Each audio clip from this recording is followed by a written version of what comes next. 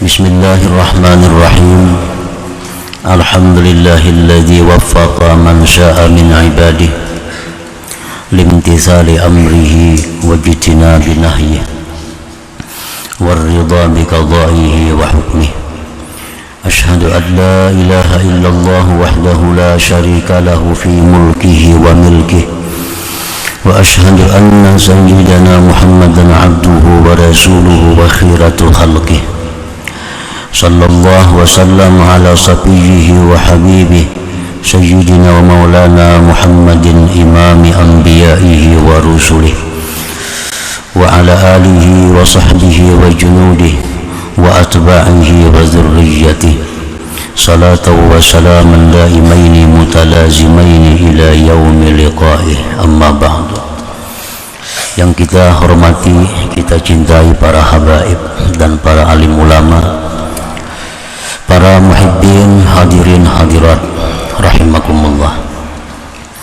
Alhamdulillah, puji syukur yang sebesar-besarnya kehadirat Allah Subhanahu wa ta'ala, yang mana pada malam ini Allah Subhanahu wa ta'ala mengumpulkan kita di majelis yang penuh berkah dan rahmat ini. Salawat dan salam keharibaan junjungan kita kekasih Allah Nabi besar Muhammad sallallahu alaihi wasallam dan seluruh keluarga, para sahabat, zurriyat dan pengikut beliau sampai hari akhir. Para muhibbin rahimakumullah, al-hikmatus sabi'ah ba'dal mi'ah minal hikamil ata'iyah. Qala al-imam Ahmad ibnu Ata'illah Sakandari rahimahullah wa nafa'ana bi'ulumihi wa asrarih.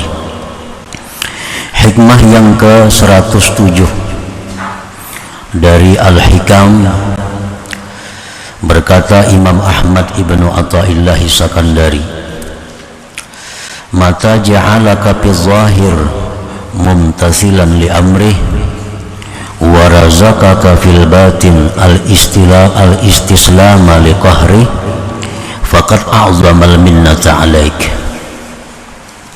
Yang artinya, apabila Allah menjadikan engkau pada zahir menjunjung perintahnya, dan Allah berikan engkau pada batin menyerah bagi paksaannya, maka sungguh membesarkan Allah akan pemberian atas engkau. Itulah terjemah yang ke-107 ini. Maksudnya adalah idza waffaqaka fi zahir min a'dha'ika imtisalan li amrihi subhanahu wa jitinaban li nahyihi wa razaqaka fi qalbik ar-ridha bi ahkamih faqad manna 'alaikal minnatal 'azimah. Apabila Allah Subhanahu wa ta'ala memberikan taufik kepada engkau, maksud memberikan taufik itu memudahkan, memuluskan. Bila Allah memudahkan engkau pada zahir dari anggota-anggota engkau, mata, telinga, mulut, hidung, kaki, tangan, menjunjung bagi perintahnya subhanahu wa ta'ala, menjauhi bagi yang dilarangnya. Jadi Allah mudahkan semua anggota ini untuk menjunjung perintah Allah. Tidak ada halangan untuk taat kepada Allah, baik lewat mata, telinga, mulut. Urusan taat mudah. Nah, urusan-urusan yang dilarang Allah mudah menjauhinya. Apabila Allah berbuat demikian kepada kita, dimudahkan taat, dimudahkan menjauhi maksiat, ditambah lagi Allah berikan di dalam hati kita ridha dengan hukum-hukum Allah.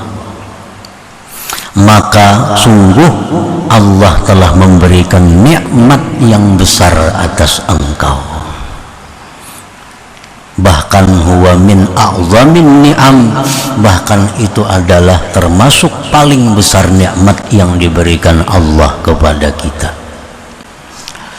Orang-orang yang tidak ada halangan untuk berbuat taat, tidak ada susah payah meninggalkan maksiat, ditambah lagi hatinya diisi oleh Allah dengan ridha terhadap apa yang diputuskan Allah. Bila kita sudah mampu demikian, berarti kita mendapat anugerah agung dari Allah, anugerah yang sangat besar kita terima dari Allah Subhanahu wa ta'ala. Para muhibbin rahimakumullah,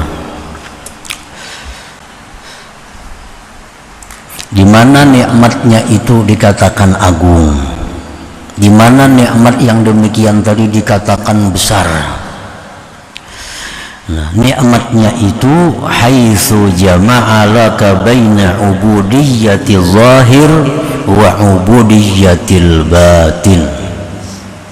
Sekira-kira Allah menghimpunkan bagi engkau antara ubudiyah yang zahir dan ubudiyah yang batin.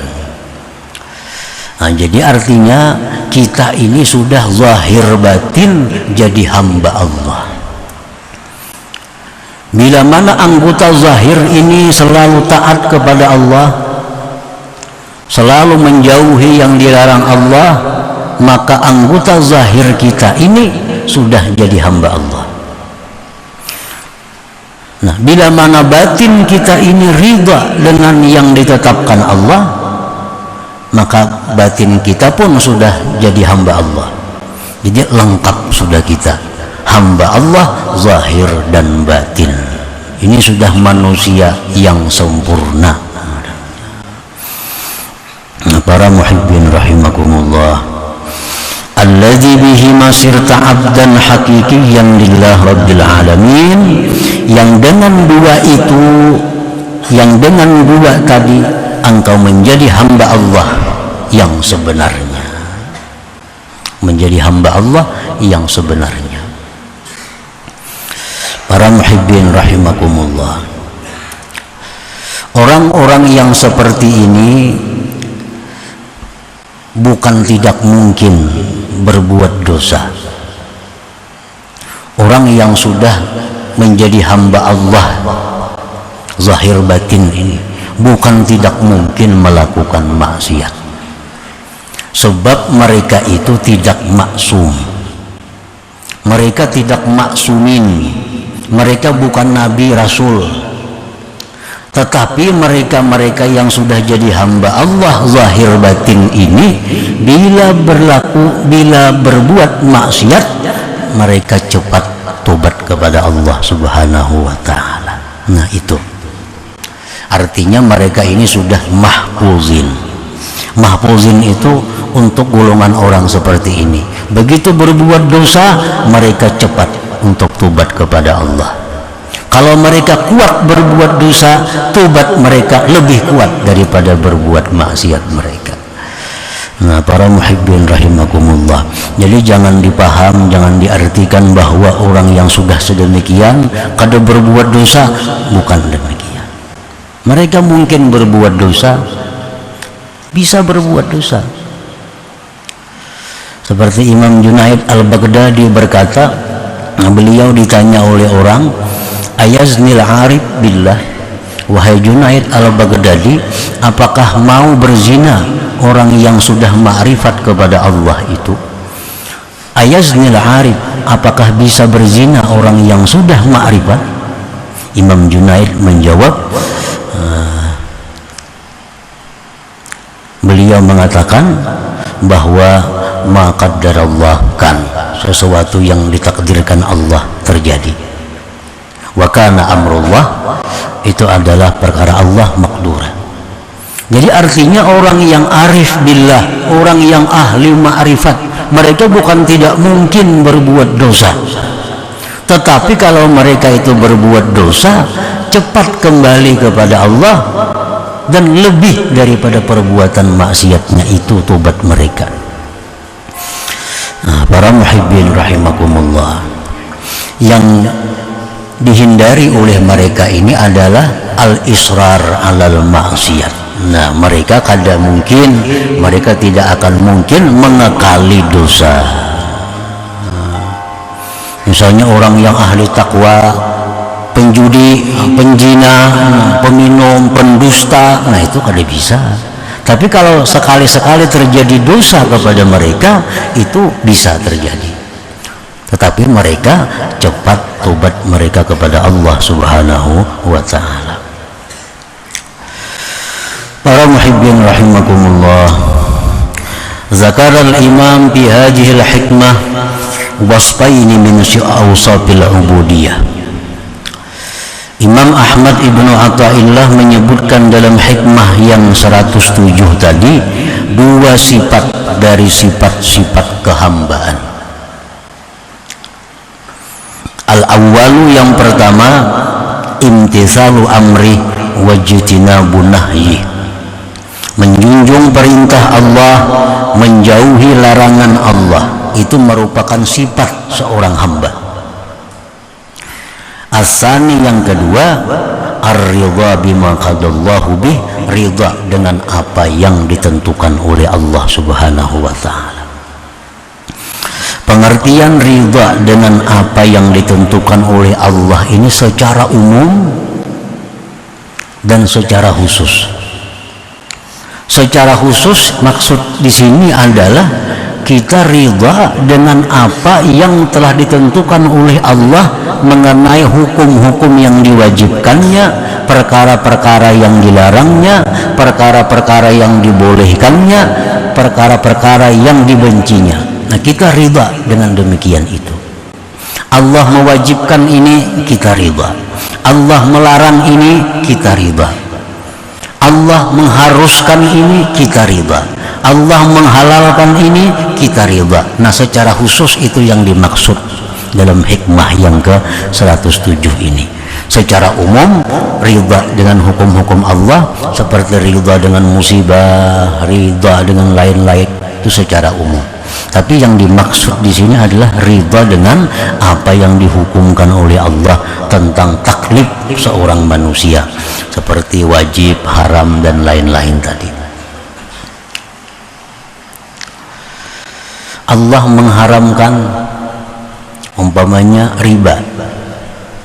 Nah, kita riba, kita setuju, kita kada keberatan.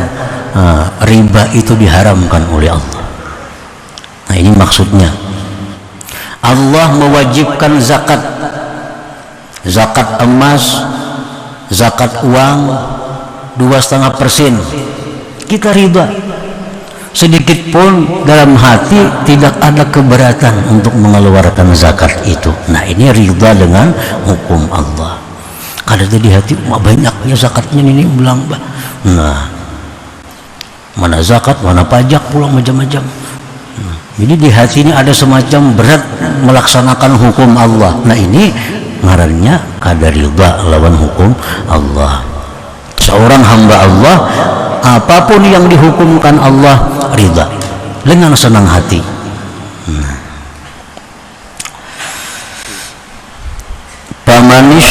Pamanin tasala awamirah wajtanaba nawahiyah walakin lam yarda bihukmillah fahuwa min jumlatil munafiqin alladzina tajammalu linnas bi zawahiril islam wa qulubuhum sakhitah lam tarda bidzalik. Barang siapa yang menjunjung perintah-perintah Allah, orangnya sembahyang, puasa, zakat, haji, silaturahim, wajtanaba nawahiyah, dan dia menjauhi yang dilarang Allah.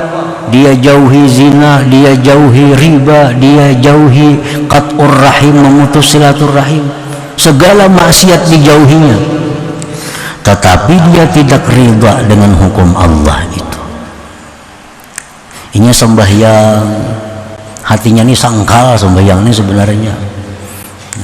Inya berzakat, hatinya ini kada plong mengeluarkan zakat itu. Hatinya membantu orang terpaksa.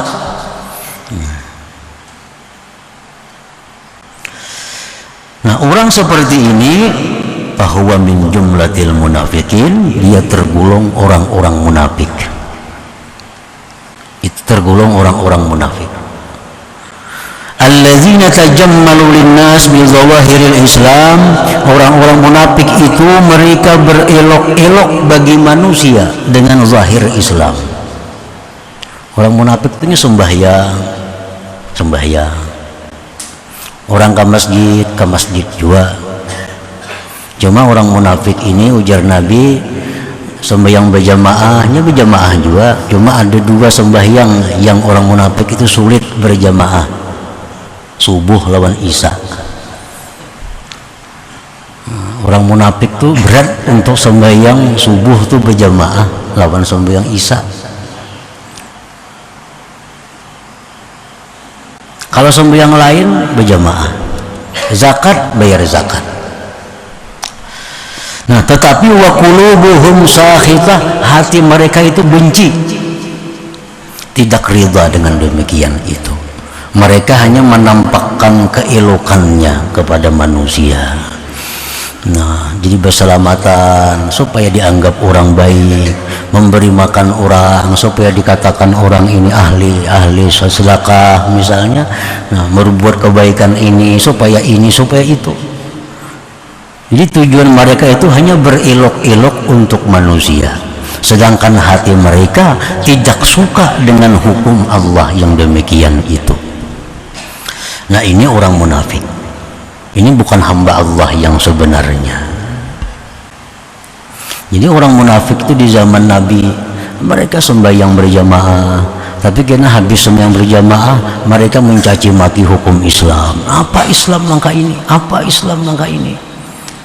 Terang-terangan mereka kada mampu menghadapi Nabi dan sahabat.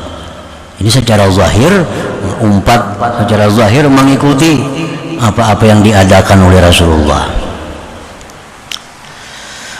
Nah, para muhibbin rahimakumullah, qala Allah Ta'ala fi haqqihim, Allah berfirman tentang orang munafik, innal munafiqin fid darkil asfal minan nar. Orang-orang munafik itu, sesungguhnya orang-orang munafik itu pada dasar yang paling bawah dari neraka mereka itu. Orang yang bayar zakat tapi tidak riba hatinya, orang yang sembahyang tapi tidak riba hatinya dengan kewajibannya, ini orang munafik. Dan orang munafik ini diancam oleh Allah, innal munafiqin fid darkil asfal minan nar. Orang munafik itu di dasar yang paling bawah daripada neraka jahanam, lebih berat daripada Yahudi, lebih berat daripada Nasrani. Di dalam kitab tafsir Al-Qurtubi disebutkan bahwa neraka itu ada 7 lapis.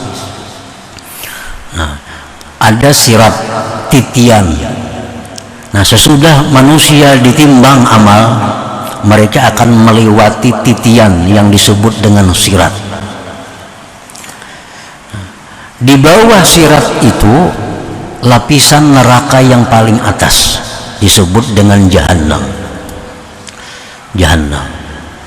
Nah, Jahannam ini penghuninya adalah Muhammadiyun al-asun, umat Nabi Muhammad SAW yang ahli maksiat, yang tidak diampuni oleh Allah dosanya.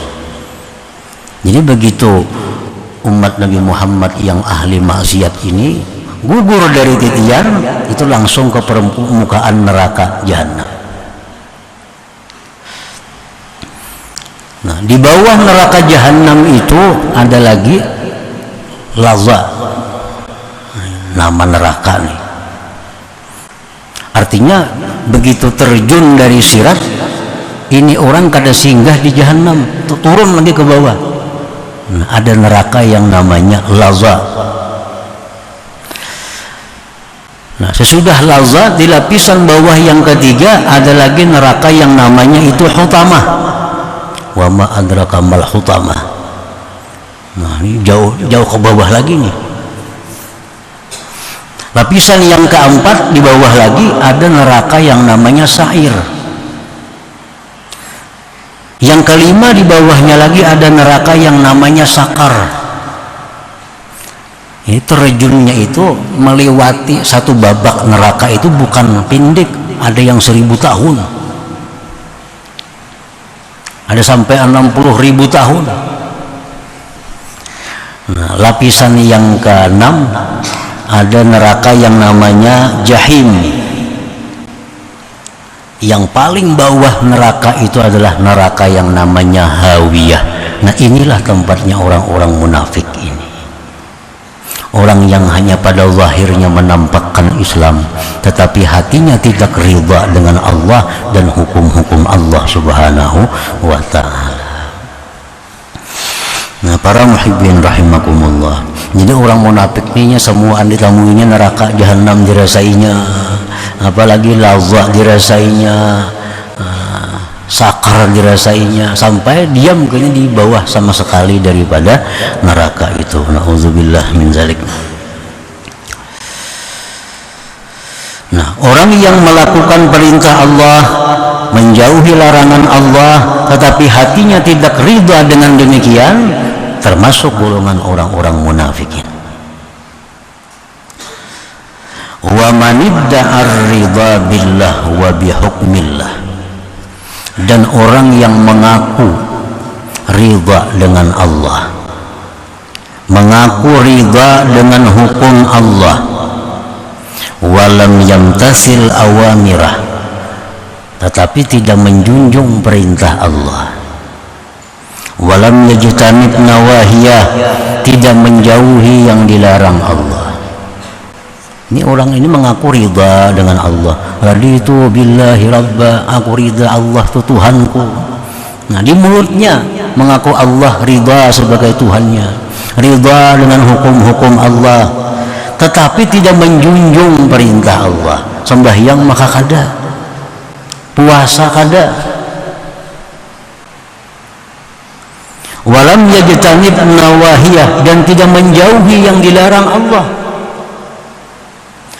Fahuwa min jumlatil kadzibin 'ala Allah subhanahu, maka mereka itu termasuk orang-orang yang mendustai Allah subhanahu wa ta'ala, mendustai Allah.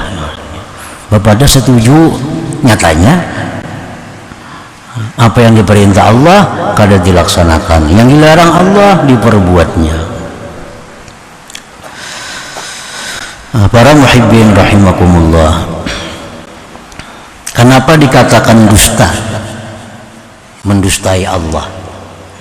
Nah, li'anna man radiya billah wa hukmih, li'anna man radiya billah wa bihukmihi imtasala awamirah wajtanaba nawahiyah bin syirahi sadr. Karena orang yang ridha dengan Allah, ridha dengan hukum Allah, dia akan menjunjung perintah Allah, menjauhi larangan Allah, bin syirahi sadar, dengan lapang hati. Nah, dengan lapang hati. Kalau kita ridha dengan seseorang, ridha dengan perintah seseorang, tentu kita melaksanakan dengan lapang hati, kadada berat, kadada terpaksa lagi. Nah, para muhibbin rahimakumullah, Qala ta'ala fi haqqihim, Allah berfirman pada hak orang-orang yang mengaku ridha kepada Allah tapi nyatanya kada menjunjung perintah Allah. Allah berfirman, wa yaumal qiyamati taral ladzina kafaru, taral ladzina kadzabu 'ala Allah wujuhuhum muswaddah alaysa fi jahannama maswad lil mutakabbirin. Pada hari kiamat kamu lihat orang-orang yang mendustai Allah, wajah mereka itu hitam, wajah mereka itu hitam. Bukankah neraka jahanam itu tempat bagi orang-orang yang sombong? Nah, mengaku ridha lawan Allah, nyatanya kada menjunjung perintah Allah, mengaku ridha dengan hukum Allah, nyatanya melanggar yang dilarang oleh Allah. Nah, ini di akhirat Allah menyatakan wajah-wajah mereka itu engkau lihat hitam, dan mereka menjadi penghuni api neraka jahanam. Para muhibbin rahimakumullah, fal abdu lillahi haqqan man imtasala awamirah wajtanaba nawahiyah wa radiya billah wa bihukmihi wa qadaihi. Seorang hamba Allah yang sebenarnya, orang yang menjunjung perintah Allah, menjauhi larangan Allah, dan ridha dengan Allah dan hukum serta ketetapan Allah subhanahu wa ta'ala. Nah, itulah orang-orang yang disebut Abdullah haqqa, hamba Allah yang sebenarnya. Nah, oleh karena itu tadi Imam Ahmad ibnu Athaillah menyebutkan bahwa apabila Allah ta'ala sudah memudahkan kepada kita menjauhi yang haram, Allah mudahkan kita melakukan yang wajib, perintah-perintah, Allah beri dalam hati kita ridha dengan Allah, maka sungguh kita telah mendapat nikmat yang besar dari Allah subhanahu wa ta'ala, karena kita menjadi hamba Allah yang sebenarnya. Jadi kada setengah-setengah mengambil. Kalau mengambil di menjunjung perintah aja, menjauhi larangannya, tapi kada ridha, macam orang munafik. Ridha dalam hati kepada Allah, kepada ridha, nyatanya kada sembahyang, mendustai Allah subhanahu wa ta'ala. Nah, jadi junjunglah perintah Allah, laksanakan perintahnya, kita jauhi larangannya, dan hati kita itu ridha, setuju dengan demikian itu. Para muhibbin rahimakumullah, para ulama suluk menjelaskan, menerangkan bagaimana caranya supaya kita ini bisa melakukan apa yang diperintah Allah, menjauhi yang dilarang Allah dengan ridha itu. Nah, mereka berkata salah satu caranya adalah meyakini di dalam hati, seyakin-yakinnya bahwa apa yang Allah perintahkan kepada kita itu pasti membawa kebaikan untuk kita dunia dan akhirat. Setiap yang dilarang oleh Allah itu pasti, sangat pasti akan merugikan, mencelakakan kita dunia dan akhirat. Nah, supaya kita bisa melaksanakan perintah dengan ridha, bisa menjauhi yang haram dengan ridha, kita meyakini bahwa bila Allah menyuruh ini pasti itu ada kebaikan untuk kita dunia dan akhirat. Bila Allah melarang ini pasti dalamnya ada racun, dalamnya ada bahaya untuk kita dunia dan akhirat. Nah, para muhibbin rahimakumullah, kita ambil contoh satu, misalnya sembahyang, salat. Allah memerintahkan kita sembahyang ini 5 kali sehari.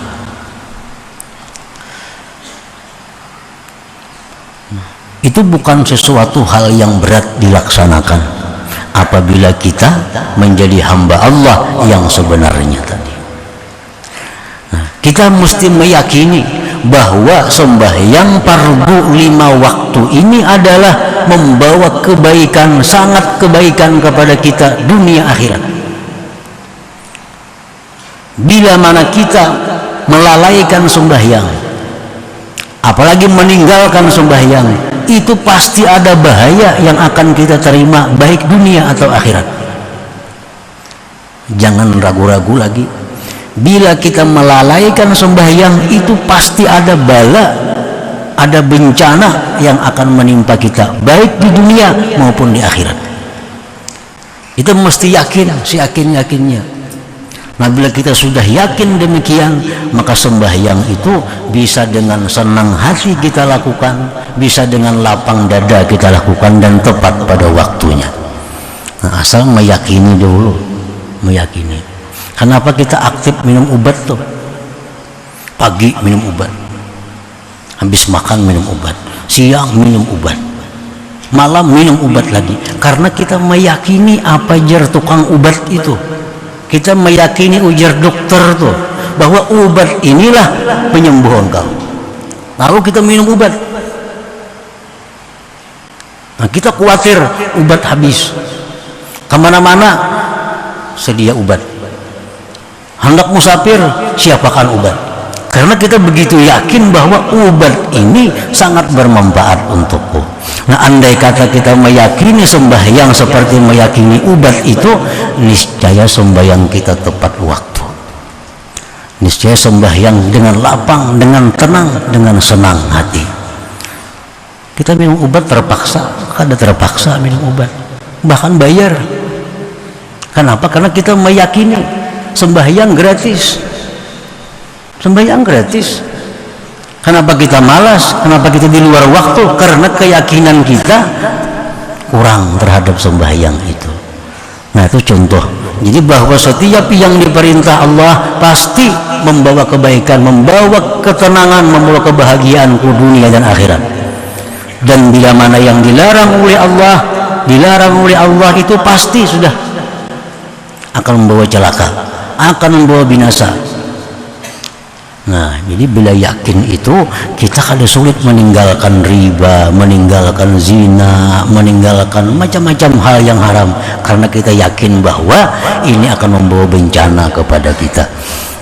Nah, para muhibbin rahimakumullah. Nah, itulah kurang lebihnya hikmah yang ke 107 ini. Selanjutnya hikmah yang ke 108.